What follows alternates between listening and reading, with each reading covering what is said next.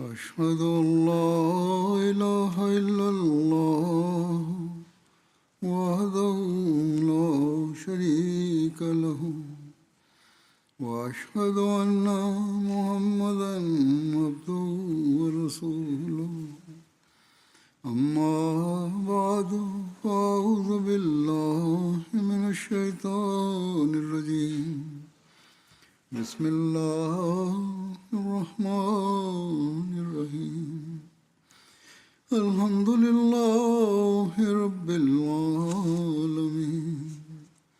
الرحمن الرحيم مالك يوم الدين إياك نعبد وإياك نستعين اهدنا الصراط المستقيم صراط الذين أنعمت عليهم غير المغضوب عليهم ولا الضالين.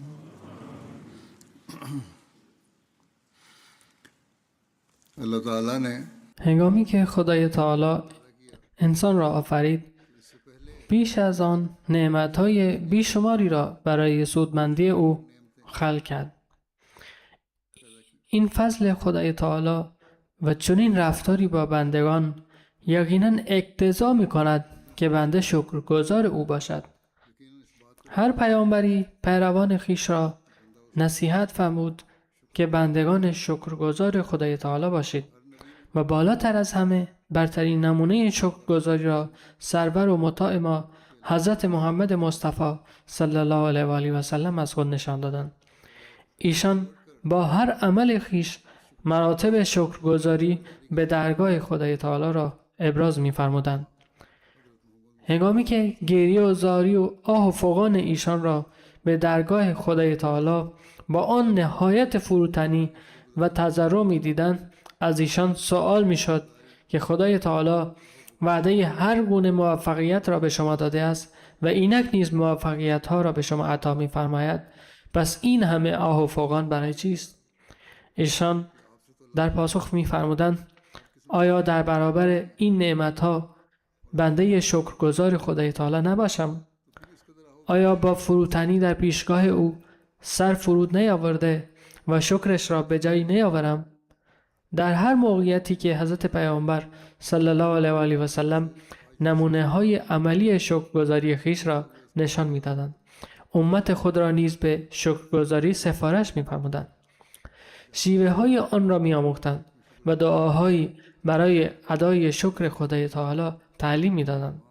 امروز همین اسوه، دعاها و نصیحت‌های پیامبر اکرم صلی الله علیه و آله و سلم را بیان خواهم کرد.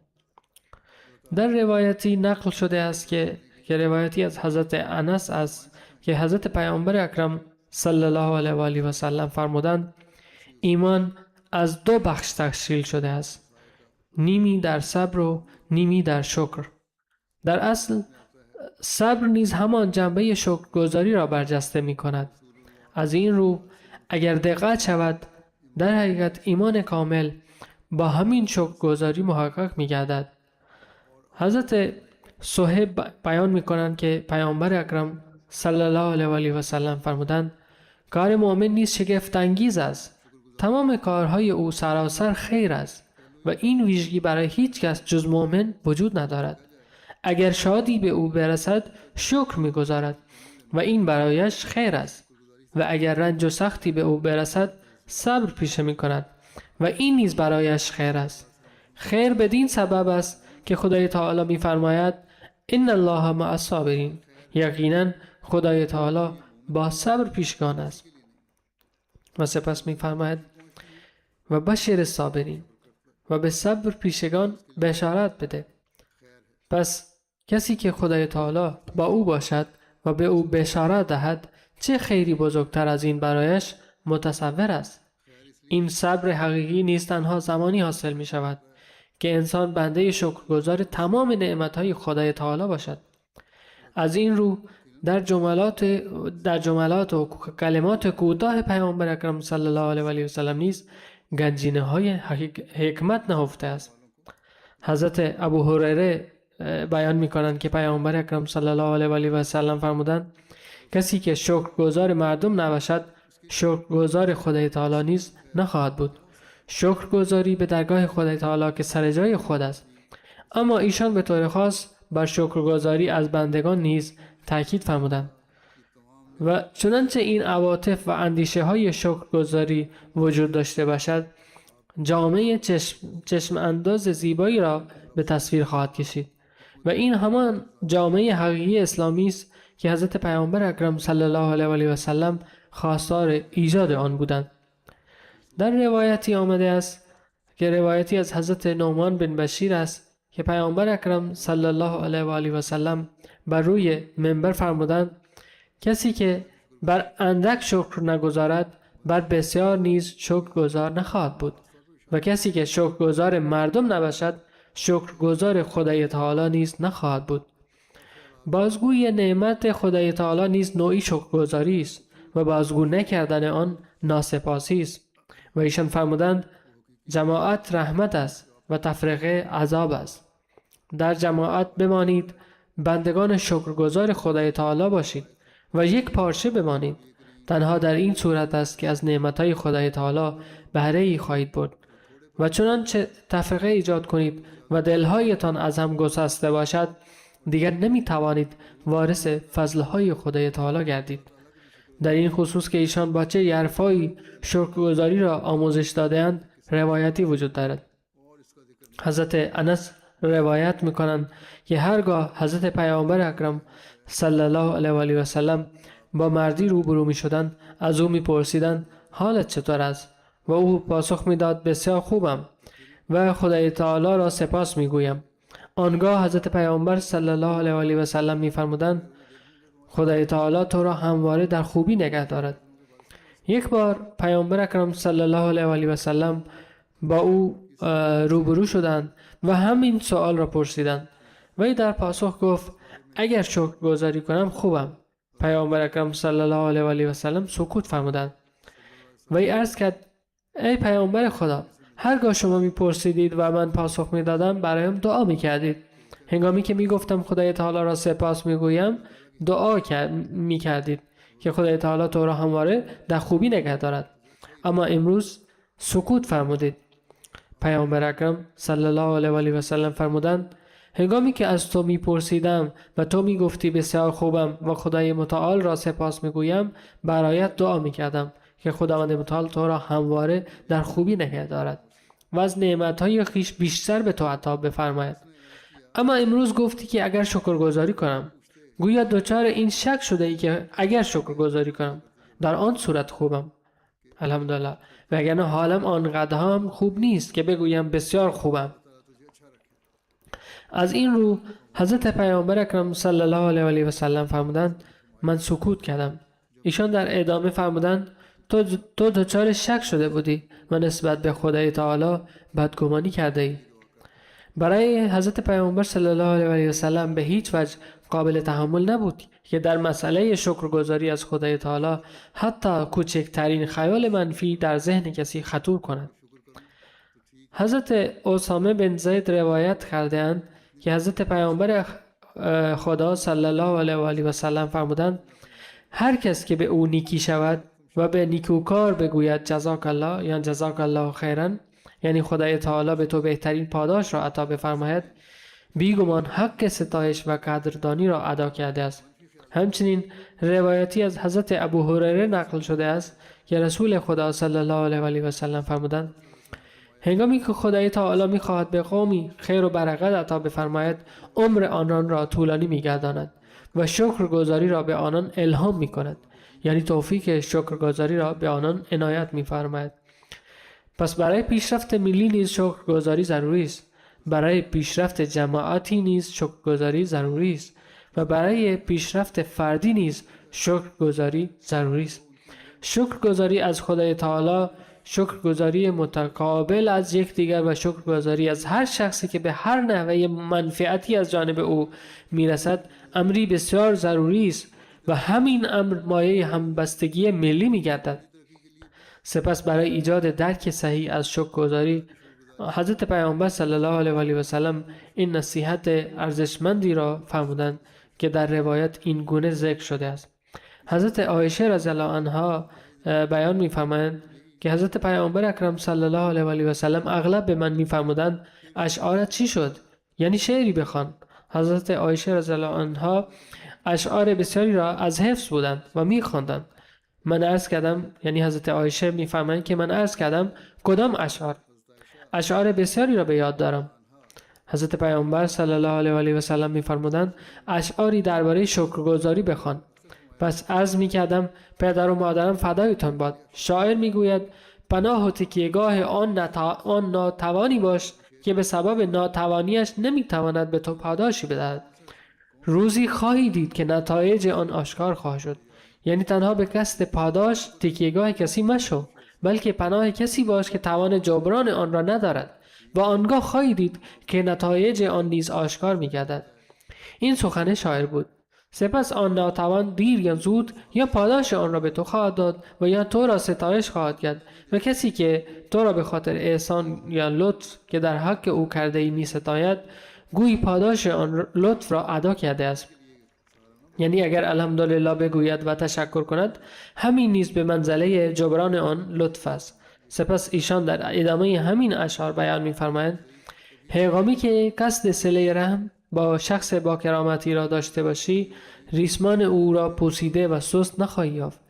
یعنی اگر صله رحم کنید چنین نیست که به ریسمان سستی چنگ زده باشی، بلکه آن ریسمانی محکم است، زیرا خدای تعالی پاداش آن را عطا خواهد فرمود. حضرت عایشه رضی الله عنها می‌فرمایند وقتی این اشعار را خواندم رسول خدا صلی الله علیه و آله و سلم فرمودند ای عایشه این کاملا درست است. جبرائیل به من خبر داد که چون خداوند متعال در روز قیامت آفریدگان را برانگیزد از یکی از بندگانش خواهد پرسید یکی از بندگان من در حق تو لطف کرد، آیا از او تشکر کردی؟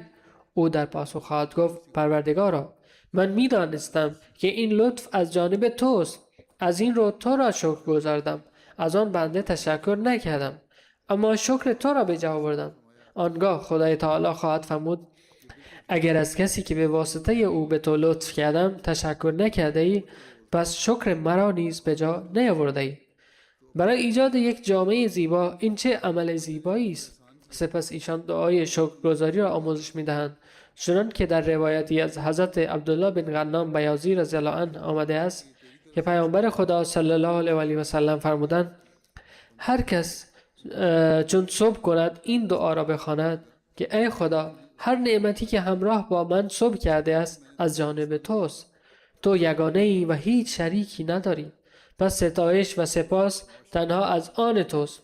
در این صورت او شکر روز خود را ادا کرده است و هنگامی که شام کند و همین دعا را بخواند شکر شب خود را ادا نموده است. به همین ترتیب در روایتی از حضرت معاذ بن جبل رضی الله عنه نقل شده است که رسول خدا صلی الله علیه و آله و سلم دست ایشان را گرفتند و فرمودند ای معاذ به خدا سوگند که من قطعا تو را دوست دارم. سپس فرمودند ای معاذ به تو سفارش میکنم که پس از هر نماز هرگز گفتن این دعا را ترک مکن. اللهم اعنی علی ذکرک و شکرک و حسن عبادتک، که ای پروردگارا مرا برای ذکر خود و برای شکر خود و برای زیبایی عبادتت یاری بفرما. سپس در روایت دیگر ابو علی بن شخیر نقل کرده است که شخصی از فردی از قبیله بنو حنظله روایت کرده است که او گفت من در سفری همراه با حضرت شداد بن اوس بودم. ایشان فرمودند آیا چیزی به تو نیاموزم که پیامبر خدا صلی الله علیه و آله و سلم به ما آموختند؟ این که بگویی پروردگارا من در هر کاری از تو ثبات می طلبم و از تو استواری در هدایت می خوام و از تو شکر نعمتت و زیبایی عبادتت را مسئلت دارم و زبانی راستگو و قلبی سلیم از تو می طلبم و به تو پناه می برم از شری که تو می دانی و آن خیری را از تو می طلبم که تو می دانی و از تو آمرزش می طلبم و از آنچه تو می دانی نیز آمرزش می خواهم. یعنی هم از خدای تعالی، هم از هر شخص در دنیا و هم از هر آن چیزی که میتواند کوششی به خرج دهد و سودی به انسان برساند، تو بیشک عالم به امور غیب هستی، زیرا تنها خدای تعالی است که می‌داند چه کسی سودمند است و چه کسی نیست. از این رو به درگاه خدای تعالی این گونه دعا کرد که پروردگارا، تو بر من و بر هر چیزی فضل و کرم بفرما و در هر آنچه آفریده توست و برای سودمندی من است برایم خیر و برکت قرار بده. سپس روزی پیامبر اکرم صلی الله علیه و آله و سلم دعایی را بدین گونه آموزش دادند. از حضرت ابو سعید روایت شده است که شخصی عرض کرد: ای رسول خدا صلی الله علیه و آله و سلم، کدام دعا از همه بهتر است تا در نماز آن را بخوانم؟ ایشان فرمودند: بگویید اللهم لك الحمد كله و لك الشکر كله و لك الملك كله و لك الخلق كله و الیک یرجع الامر كله نسألك من الخیر و نعوذ بک من الشر كله. یعنی پروردگارا، تمام ستایش ها از آن توست و تمام شکرها سزاوار توست. تمام فرمان روایی از آن توست و تمام آفرینش متعلق به توست و هر امری به سوی تو باز می‌گردد. ما از تو هر گونه خیری را می‌طلبیم و از هر گونه شری به تو پناه می‌آوریم. ذکر دعای خود حضرت پیامبر اکرم صلی الله علیه و آله و سلم در روایتی این گونه آمده است. از حضرت ابن عباس روایت نقل شده است که پیامبر اکرم صلی الله علیه و آله و سلم در دعای خیش می‌فرمودند که ترجمه آن بدین قرار است: پروردگارا، مرا یاری فرما و کسی را بر ضد من یاری مکن و مرا پیروز بگردان و کسی را بر ضد من پیروز مگردان و برای من چاره سازی کن و بر ضد من چاره سازی مکن و مرا هدایت بفرما و هدایتم را برایم آسان بگردان و مرا بر ضد کسی که بر من ستم کرده یاری بفرما. پروردگارا، مرا سپاسگزار خود، یاد کننده خود، بیمناک از خود، فرمان بردار خود، بسیار مطیع خود و بسیار روی آورنده به سوی خود قرار بده. پروردگار من، توبه‌ام را بپذیر و خطایم را بشوی و دعایم را اجابت بفرما و دلیلم را استوار ساز و قلبم را هدایت کن و زبانم را راست بگردان و کینه را از دلم دور بساز. اکنون سینه و قلب پیامبر اکرم صلی الله علیه و آله و سلم از هر چیزی پاک و منزه بود و کاملا به سوی خدای تعالی معطوف بودند. ایشان این دعا را برای خود می‌کردند، اما در حقیقت این دعا را به ما آموختند تا هر پیرو ایشان برای پاک نگه داشتن دل خود این گونه دعا کند و فضل خدای تعالی را بطلبد. حضرت ابو هریره رضی الله عنه بیان کردند: دعایی است که من از حضرت پیامبر اکرم صلی الله علیه و آله و سلم فرا گرفتم و هرگز آن را ترک نمی کنم، که ترجمه آن بدین قرار است: پروردگارا، مرا چنان بگردان که تو را بسیار شکر بگزارم و تو را به کثرت یاد کنم و از پند تو پیروی نمایم و احکام تاکیدی تو را به یاد داشته باشم. اگر انسان هر روز این دعا را بخواند، دیگر افکار نادرست در او پدید نخواهد آمد و کارهای نادرست نیز انجام نخواهد داد، بلکه تنها کارهایی را انجام خواهد داد که خدای تعالی به انجام آنها فرمان داده است. از حضرت ابو هریره رضی الله عنه نقل شده است که پیامبر اکرم صلی الله علیه و آله و سلم فرمودند: هر کس فردی را گرفتار آزمایشی ببیند و این دعا را بخواند، در واقع شکر آن نعمت را به جای آورده است. و کلمات دعا چنین است: تمام ستایش ها از آن خداست که مرا از این آزمایشی که تو را به آن مبتلا ساخت محفوظ داشت و مرا بر تو و بر تمام آفریدگان خیش برتری بخشید. با دیدن فردی در سختی و رنج این دعا را نیز باید خواند: خدای تعالی را شکر که مرا از این سختی ها محفوظ داشت. حضرت عایشه بیان می‌فرمایند که پیامبر خدا صلی الله علیه و آله و سلم هرگاه چیزی را می‌دیدند که مایه خرسندی ایشان می‌شد، می‌فرمودند: الحمدلله الذی بنعمته تتم الصالحات. یعنی تمام ستایش‌ها تنها از آن خداست که به فضل او تمام نیکی‌ها به کمال می‌رسد. و هنگامی که چیزی را می‌دیدند که ناخوشایندشان بود، می‌فرمودند: الحمدلله علی کل حال. یعنی در هر حال تمام ستایش‌ها تنها از آن خداست. حضرت انس می فرماید که ما همراه رسول خدا صلی الله علیه و آله و سلم بودیم که باران گرفت. راوی می گوید که پیامبر خدا صلی الله علیه و آله و سلم سر خیش را برهنه کردند. یعنی حضرت انس می گوید که حضرت پیامبر صلی الله علیه و آله و سلم جامه را از سر خیش برداشتند تا آنکه مقداری باران بر ایشان بارید. ما عرض کردیم ای رسول خدا چرا چنین کردید؟ حضرت پیامبر صلی الله علیه و آله و سلم فرمودند زیرا این باران به تازگی از سوی پروردگار بلند مرتبه فرود آمده است و من به رسم شکرگزاری این قطرات را بر خود پذیرفتم.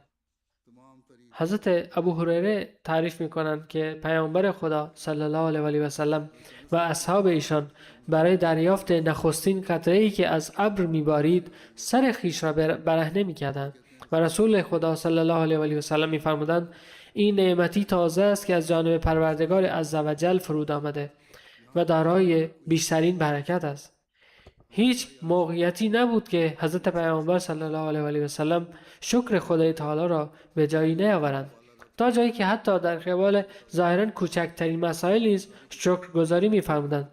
چنانکه حضرت مالک بیان می‌کنند که حضرت پیامبر اکرم صلی الله علیه و آله و سلم هنگامی که از سرویس بهداشتی بیرون می آمدند این دعا را می‌خواندند: الحمدلله الذی اذهب عنی الاذی و عافانی، که تمام ستایش‌ها مخصوص خداست که چیزهای مضر را از من دور کرد و به من تندرستی عطا فرمود. حضرت زید بن خالد جهنی روایت کرده اند که پیامبر خدا صلی الله علیه و آله و سلم در روز صلح حدیبیه نماز صبح را پس از بارانی که شب گذشته باریده بود برای ما اقامه فرمودند. هنگامی که ایشان از نماز فارغ شدند رو به مردم کردند و فرمودند آیا می دانید پروردگار عزوجل شما چه فرموده است؟ مردم عرض کردند خدا و رسولش بهتر می دانند. ایشان فرمودند خدای تعالی فرموده است که امروز صبح برخی از بندگانم به من ایمان آوردند و برخی مرا انکار کردند. هر کس گفت که به فضل خدای تعالی و رحمت او بر ما باران باریده است او به من مؤمن است و به ستارگان کافر، و هر کس که گفت به سبب طلوع فلان ستاره بر ما باران باریده است او به من کافر و به ستارگان مؤمن است، یعنی به من ایمان نمی آورد و همچنان ستاره پرست است. بنابراین معیار اصلی شکرگزاری این است که در هر امری تنها و تنها حمد خدای تعالی به جای آورده شود و شکر او ادا گردد. از آنجا که در آن زمان هنوز برخی از افراد کاملا تربیت نشده بودند و همچنان تحت تاثیر رسوم دیرینه و دین سنتی گذشته خود قرار داشتند چون این سخنانی می گفتند و نام ستارگان و امثال آن را به زبان می آوردند. لذا حضرت پیامبر اکرم صلی الله علیه و آله و سلم با تبیین حقیقت شکرگزاری این گونه آنان را تربیت فرمودند. در روایتی جعفر بن محمد از پدرش نقل می کند که پیامبر خدا صلی الله علیه و آله و سلم هرگاه در آینه می نگریستند می فرمودند تمام ستایش‌ها مخصوص خداست که مرا آفرید و صورتم را نیکو گردانید و اخلاقم را نیز و در من چیزهایی را زیبا ساخت که در دیگران عیب شمرده می شود. حضرت ابو سعید روایت می کنند که پیامبر اکرم صلی الله علیه و آله و سلم هنگامی که چیزی می خوردند یا می نوشیدند پس از آن این گونه شکر خدا را به جای می آوردند: الحمدلله الذی اطعمنا و سقانا و جعلنا مسلمین، یعنی تمام ستایش‌ها مخصوص خدای تعالی است که ما را خورانید و نوشانید و ما را مسلمان قرار داد. حضرت ابو امامه روایت می کنند که پیامبر خدا صلی الله علیه و آله و سلم عادت داشتند که چون از خوردن غذا فارغ می شدند و یک بار حضرت امامه چنین گفتند که هرگاه ایشان سفره خیش را جمع می کردند یعنی از غذا فارغ می شدند می فرمودند الحمدلله الذی کفانا و اروانا غیر مکفی ولا مکفور، تمام شکرها مخصوص خداست که به ما کفایت بخشید و ما را سیر و سیراب نمود، شکری که نه به همین جا ختم شود و نه شکری که پس از آن ناسپاسی گردد. و گاهی نیز می فرمودند تمام ستایش ها مخصوص خداست. ای پروردگار ما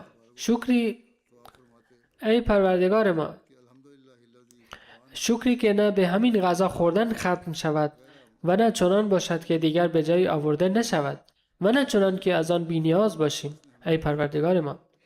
در مقام توصیه شکرگزاری ایشان در روایتی نیز چنین بیان فرمودند که حضرت سهل بن معاذ بن انس از پدرشان روایت میکنند که پیامبر خدا صلی الله علیه و آله و سلم فرمودند که هر کس غذا بخورد و سپس این دعا را بخواند که الحمدلله الذی اطعمنی هذا الطعام و رزقنیه من غیر حول منی ولا قوه، یعنی تمام ستایش ها مخصوص خداست که این غذا را به من خوانید و آن را بدون هیچ توان و قدرتی از جانب من روزیم گردانید. در این صورت گناهان گذشته و آینده او بخشیده خواهد شد. نیز ایشان فرمودند که هر کس لباسی بپوشد و این دعا را بخواند که تمام ستایش ها مخصوص خداست که این لباس را به من پوشانید و آن را بدون هیچ توان و قدرتم به من عطا فرمود، در این صورت گناهان گذشته و آینده او بخشیده خواهد شد. حضرت ابو هریره روایت میکنند که مردم هرگاه اولین میوه نوبرانه را میدیدند آن را نزد پیامبر خدا صلی الله علیه و آله و سلم می آوردند. چون پیامبر خدا صلی الله علیه و آله و سلم آن را می گرفتند این گونه دعا می کردند: پروردگارا برای ما در میوه های من برکت قرار بده و برای ما در شهر من برکت قرار بده و برای ما در ساع ما یعنی پیمانه وزن برکت قرار بده و برای ما در مد ما که پیمانه دیگری برای وزن کردن است برکت قرار بده. پروردگارا بیگمان ابراهیم بنده تو، دوست تو و پیامبر تو بود و من نیز بنده تو و پیامبر تو هستم. او برای مکه به درگاه تو دعا کرد و من برای مدینه به درگاه تو دعا می کنم، همانند دعایی که او برای مکه نمود و حتی بیش از آن. راوی میگوید که سپس پیامبر اکرم صلی الله علیه و آله و سلم کوچکترین کودک را صدا می‌زدند و آن میوه را به او می‌دادند. ایشان میوه جدید و نوبرانه را پیش از همه به کودکان می‌دادند. حضرت حذیفه تعریف می‌کنند که پیامبر خدا صلی الله علیه و آله و سلم چون شب هنگام در بستر خویش دراز می‌کشیدند دست خود را زیر گونه‌ایشان می‌گذاشتند و سپس دعا می‌کردند: اللهم بسمک اموت و احیا، پروردگارا تنها به نام تو میمیرم و زنده میشوم. و هنگامی که بیدار میشدند دعا میکردند: الحمدلله الذی احیانا بعد ما اماتنا و الیه النشور، یعنی تمام ستایش ها مخصوص خداست که پس از میراندن ما دوباره ما را زنده کرد و رستاخیز به سوی اوست. در روایتی دیگر دعای بیداری به این صورت بیان شده است که چون ایشان در شب بیدار می شدند می فرمودند: تمام ستایش ها مخصوص خداست که مرا زنده کرد پس از آن که مرا میرانده بود و رستاخیز به سوی اوست. عمرو بن شعیب از پدرشان و ایشان از پدر بزرگشان روایت می کنند که بیان داشتند پیامبر خدا صلی الله علیه و آله و سلم فرمودند: یقینا خدا دوست دارد که آثار نعمتش بر بندگانش نمایان باشد. این نیز نوعی شکرگزاری به درگاه خدای تعالی است که نعمت‌های اعطا شده او باید بر انسان نمایان گردد و آشکار باشد. به همین شکل در روایتی بیان شده است که ابوالاحوص از پدرشان روایت می‌کنند که ایشان گفتند: من با لباس‌های کهنه و فرسوده به خدمت پیامبر خدا صلی الله علیه و آله و سلم رسیدم، یعنی لباس خوبی بر تن نداشتم و لباس‌هایم فرسوده بود. در این هنگام پیامبر خدا صلی الله علیه و آله و سلم از من پرسیدند: آیا مالی داری؟ عرض کردم بله. پیامبر خدا صلی الله علیه و آله و سلم پرسیدند: چه نوع مالی؟ مرد ثروتمندی هستی؟ چه نوع مالی داری؟ تو که میگویی مال فراوانی دارم. عرض کردم: خدای تعالی به من شتر، گوسفند و بز، اسب و همچنین غلامانی عطا کرده است و مال فراوانی دارم. پیامبر اکرم صلی الله علیه و آله و سلم فرمودند: وقتی خدای تعالی به تو اموالی عطا کرده است باید نعمت و کرم او بر تو نمایان باشد، باید شکرگزار باشی و ابراز شکرگزاری این است که با این لباسهای کثیف و فرسوده نیایی، لباسهای نیکو بپوش و نعمتهای خدای تعالی را آشکار بساز. حضرت جابر بن عبدالله رضی الله عنه بیان کردند که ما به خدمت پیامبر خدا صلی الله علیه و آله و سلم رسیدیم. ایشان شخصی را دیدند که موهایش پراکنده بود یعنی موهایش پریشان بود، به خوبی مرتب نشده بود و شانه نخورده بود. پیامبر خدا صلی الله علیه و آله و سلم فرمودند آیا او چیزی نمی‌یابد که با آن موهایش را مرتب کند؟ و به همراهانشان فرمودند چرا او موهایش را نمی‌شوید، مرتب نمی‌کند و شانه نمی‌زند؟ ایشان شخص دیگری را دیدند که لباسهای چرکی بر تن داشت. پیامبر خدا صلی الله علیه و آله و سلم فرمودند آیا او به آب دسترسی ندارد که لباسهایش را با آن بشوید؟ به جای پوشیدن لباسهای کثیف لباسهایت را بشویی. آب که در دسترس هست و شکر خدای تعالی را به جای بیاورد. پاکی و نظافت علاوه بر آن که جنبه پاکیزگی را نشان می‌دهد، جنبه شکرگزاری نیز در خود دارد. به این معنی که باید شکر خدای تعالی را به جای آورد و نباید چنان ظاهری برای خود ساخت که مردم بگویند این چه سر و وضعی است که برای خود درست کرده است. به همین ترتیب در روایتی حضرت عبدالله بن مسعود رضی الله عنه از پیامبر خدا صلی الله علیه و آله و سلم نقل کرده‌اند که ایشان فرمودند کسی که در دلش ذره‌ای تکبر باشد وارد بهشت نخواهد شد. مردی گفت انسان دوست دارد که لباس و کفشش زیبا باشد. پیامبر خدا صلی الله علیه و آله و سلم فرمودند خدای تعالی زیباست و زیبایی را دوست دارد. بی‌تردید خدای تعالی زیباست و زیبایی را دوست دارد و در این هیچ شکی نیست. تکبر در واقع این است که انسان به دلیل بزرگ پنداشتن خیش حق را انکار کند و مردم را حقیر بشمارد.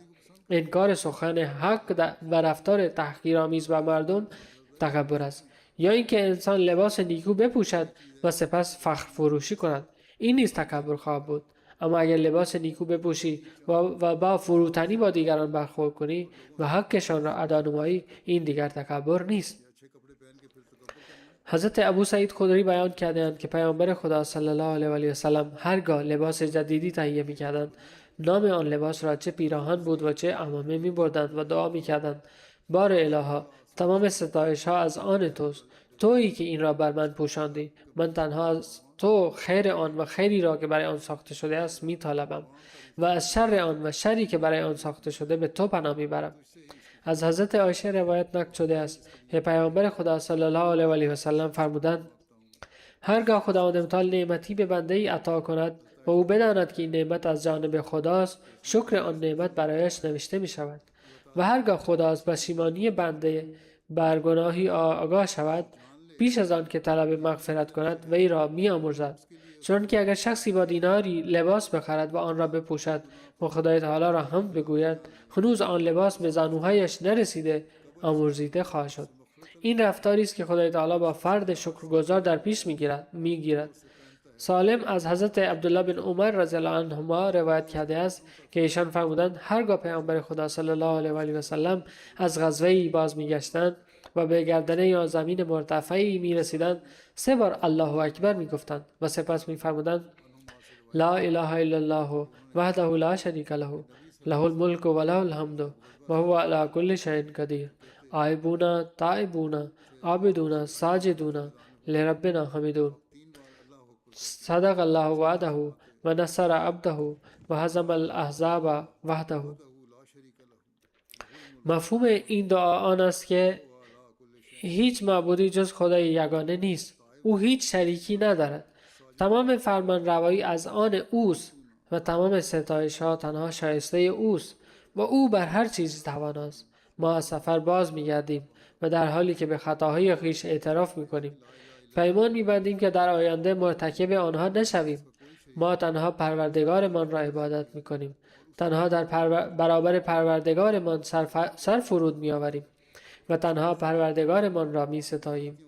خدای تعالی یقینا وعده خویش را محقق ساخت و بنده خود را یاری فرمود و تمام گروه ها را به تنهایی شکست داد و متواری ساخت. در روز جنگ بدر کشتگان کفار به درون گودالها و چاه‌های میدان بدر افکنده شدند و رسول خدا صلی الله علیه و آله و سلم فرمودند تمام ستایش ها از آن خداوندی است که ابو جهل را خوار و ذلیل کرد و او را به هلاکت رساند و ما را از شر او نجات بخشید.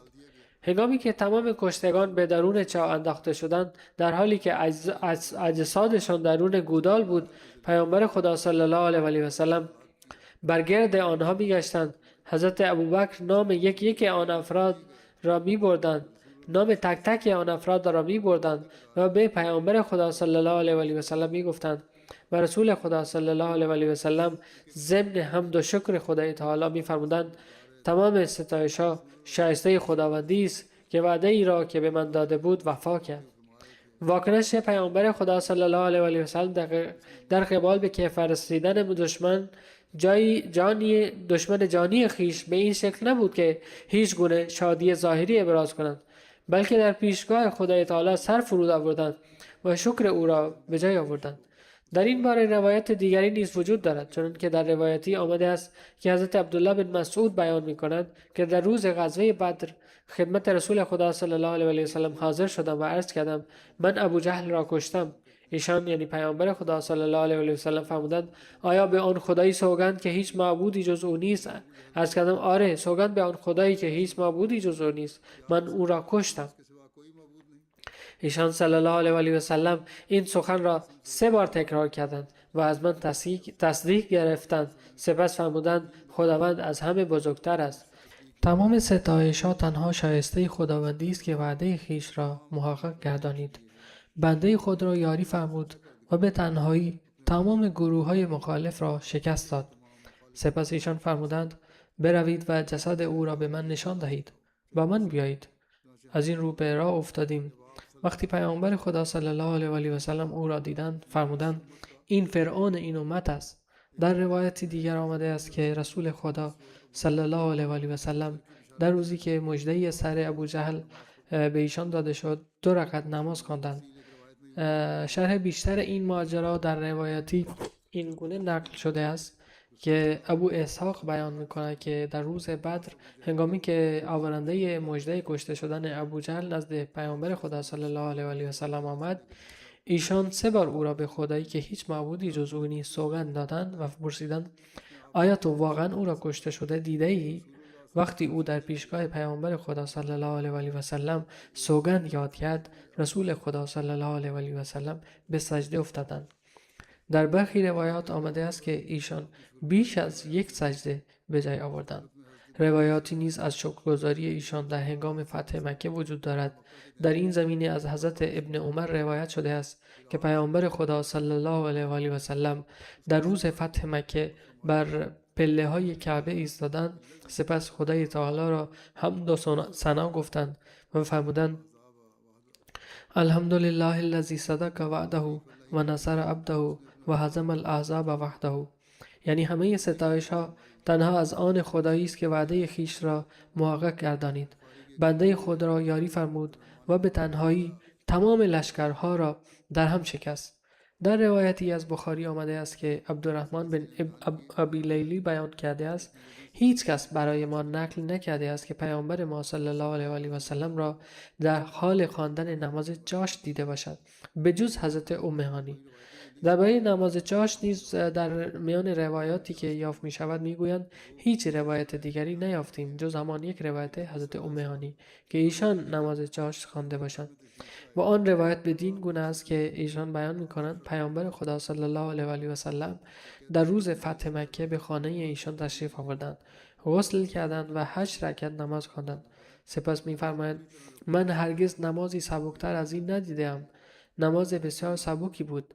با این حال ایشان 8 رکعت خواندند و رکوع و سجده را به طور کامل به جای می آوردند. این گونه نبود که با شتاب خوانده باشند، بلکه نماز سبک ایشان نیز مانند نمازهای طولانی ما بود. یکی از سیرنویسان این واقعه را تحت این عنوان بیان کرده است که رسول خدا صلی الله علیه و آله و سلم این 8 رکعت را به عنوان شکرانه نعمتی که خدای تعالی در آن روز به ایشان عطا فرموده بود ادا کردند. از حضرت انس روایت شده است که هنگامی که پیامبر خدا صلی الله علیه و آله و سلم وارد خانه کعبه شدند، مردم برای دیدار ایشان آمدند. از شدت فروتنی و احساس شکرگزاری سر مبارک ایشان با کجاوه تماس پیدا می‌کرد. ایشان در حالی که در میان مردم حضور داشتند می‌فرمودند اللهم ان العیش عیش الاخره. بار الها بی تردید زندگی حقیقی همان زندگی آخرت است. حضرت مسیح موعود علیه السلام می‌فرمایند این علو و رفعتی که به بندگان خاص خدای تعالی عطا می شود رنگ و بوی تواضع و فروتنی دارد. در حالی که علو و برتری جویی شیطان با استکبار در آمیخته است. ببینید هنگامی که حضرت پیامبر اکرم صلی الله علیه و آله و سلم مکه را فتح کردند، سر مبارکشان را دقیقاً همان گونه فرود آوردند و به سجده افتادند که در روزهای سخت و پرمحنت گذشته انجام میدادند. روزهایی که در همین مکه با انواع مخالفت‌ها و آزارها روبرو می‌شدند. چون ملاحظه فرمودند که در چه حالی از این شهر رفته بودند و اکنون در چه وضعیتی بازگشته‌اند، قلب ایشان سرشار از شکر خدای تعالی شد و به سجده افتادند. در روایتی از صحیح مسلم به دعای ایشان اشاره شده است. در حجة الوداع هنگامی که پیامبر اکرم صلی الله علیه و آله و سلم قصد داشتند میان صفا و مروه سعی یعنی طواف و رفت و آمد به جای آورند، از صفا آغاز کردند و از آن بالا رفتند تا اینکه بیت الله را مشاهده کردند. سپس رو به قبله ایستادند و به یگانگی و عظمت خدای تعالی گواهی دادند و فرمودند هیچ معبودی جز خدا نیست، او یگانه است و هیچ شریکی ندارد. فرمان روایی تنها از آن اوست و تمامی ستایش مخصوص اوست و او بر هر چیزی تواناست. هیچ معبودی جز خدا نیست، او یکتاست. به وعده خویش وفا کرد، بنده خود را یاری نمود و به تنهایی تمام لشکرها را در هم شکست و متواری ساخت. ایشان در فواصل این اذکار دست به دعا برداشتند و در حالت دعا این عمل را 3 بار تکرار فرمودند. روایتی نیز درباره گزارش حضرت علی از یمن در خصوص قبیله همدان نقل شده است. حضرت برا بن عازب روایت می‌کنند که در سال 10 هجری هنگامی که پیامبر اکرم صلی الله علیه و آله و سلم حضرت علی را به سوی یمن فرستادند و تمامی افراد قبیله همدان اسلام آوردند، حضرت علی از طریق نامه‌ای خبر اسلام آوردن آنان را به اطلاع پیامبر اکرم صلی الله علیه و آله و سلم رساندند. وقتی پیامبر اکرم صلی الله علیه و آله و سلم نامه را خواندند، به سجده افتادند و فرمودند بر همدان سلام باد، بر همدان سلام باد. ایشان این جمله را 2 بار تکرار فرمودند. جزئیات بیشتری درباره سجده های شکر پیامبر خدا صلی الله علیه و آله و سلم به این شهر نقل شده است که از حضرت ابوبکر روایت شده است که هرگاه خبر مسرت بخشی به پیامبر اکرم صلی الله علیه و آله و سلم می رسید که مایه خوشحالی ایشان می شد، برای ادای شکر در پیشگاه خدای تعالی به سجده می افتادند. به همین ترتیب در روایتی از حضرت انس بن مالک آمده است که وقتی به پیامبر اکرم صلی الله علیه و آله و سلم در خصوص امری بشارت داده شد، ایشان به نشانه شکر به سجده افتادند. مژده‌ای که خدای تعالی در ازای فرستادن صلوات بر پیامبر اکرم صلی الله علیه و آله و سلم به مؤمنان داد و مراتب شکرگزاری که ایشان در قبال آن ابراز فرمودند، در روایتی این گونه بیان شده است که حضرت عبدالرحمن بن عوف روایت می‌کنند که پیامبر خدا صلی الله علیه و آله و سلم بیرون تشریف آوردند و به سوی محل نگهداری اموال صدقه خیش عازم شدند. سپس به داخل آن تشریف بردند و رو به قبله به سجده افتادند. ایشان سجده را به قدری طولانی کردند که گمان بردم خداوند متعال در همان حالت روح ایشان را قبض کرده است. از این رو پیش رفتم و نزدیک ایشان نشستم. در این هنگام سر برداشتم و فرمودند این کیست؟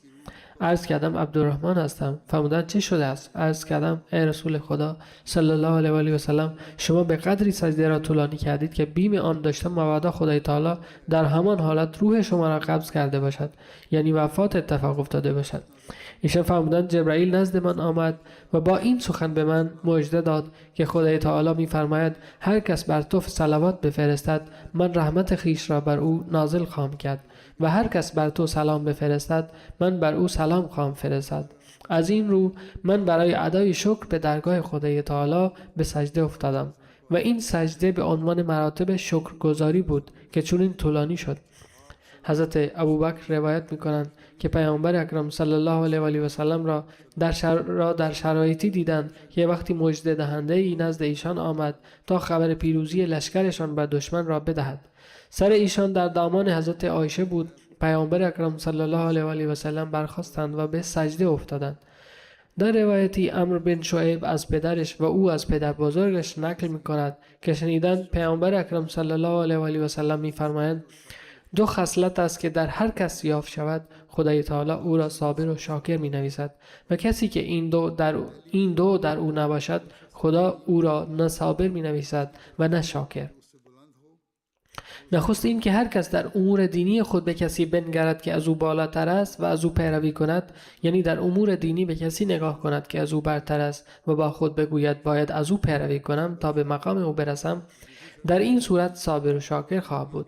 و شرط دوم این که در امور دنیوی خود به کسی بنگرد که از او پایین تر است و سپس حمد خدای تعالی را بگوید، یعنی در مسائل دنیوی به کسی که از او پایین تر است نگاه کند و سپس حمد و شکر خدای را به جای آورد که خدای تعالی به او نعمت عطا کرده است و به پاس فضیلتی خداوند متعال به وسیله آن وی را بر آن شخص برتری داده است شکرگزار باشد. خداوند متعال او را صابر و شاکر می نویسد. اما کسی که در دین خود به فردی پایین تر از خود بنگرد و در دنیای خود به کسی نگاه کند که از او بالاتر است و سپس بر آنچه از دست داده است حسرت بخورد، خداوند متعال او را نه صابر می نویسد و نه شاکر. به همین ترتیب حضرت ابو هریره رضی الله عنه روایت می کنند که پیامبر اکرم صلی الله علیه و آله و سلم فرمودند: به کسی بنگرید که از شما پایین تر است و به کسی که از شما بالاتر است ننگرید.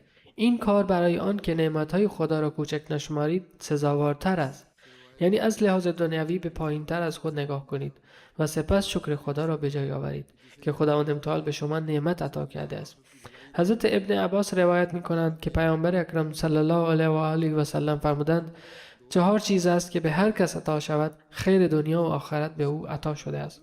اول قلب شکرگزار، دوم زبان ذاکر، یعنی زبانی که به ذکر الهی مشغول باشد، سوم بدنی که در هنگام آزمایش صابر باشد و همسر نیکی یا نیکوکاری که نه در مورد آبرو و عفت خویش و نه در حق شوهرش خیانت ورزد. باری اگر همسر نیکی باشد، نیکوکاری باشد و این 4 ویژگی در کسی جمع شوند، خیر فراوان به او عطا گردیده است.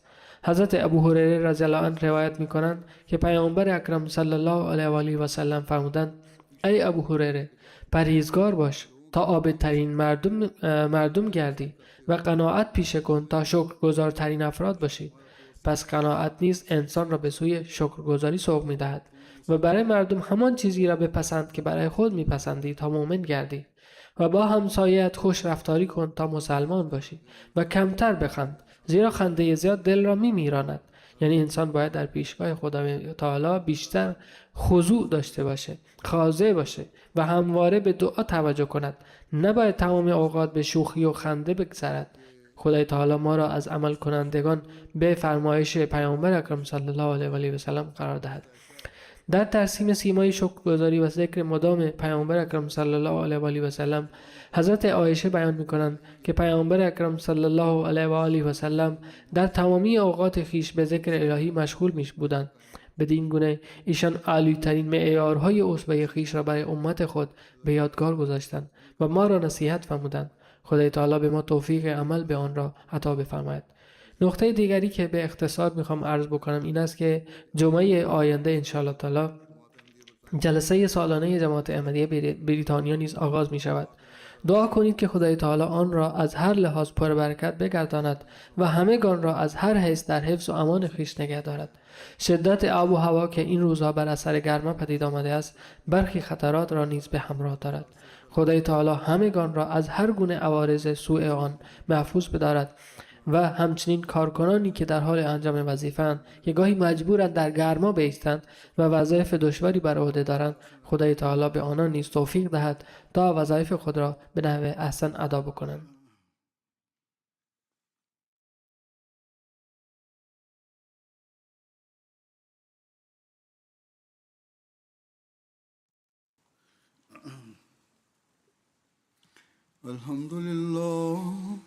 الحمد لله نحمده ونستعينه ونستغفره ونؤمن به ونتوكل عليه ونعوذ بالله من شرور أنفسنا ومن سيئات أعمالنا من يهده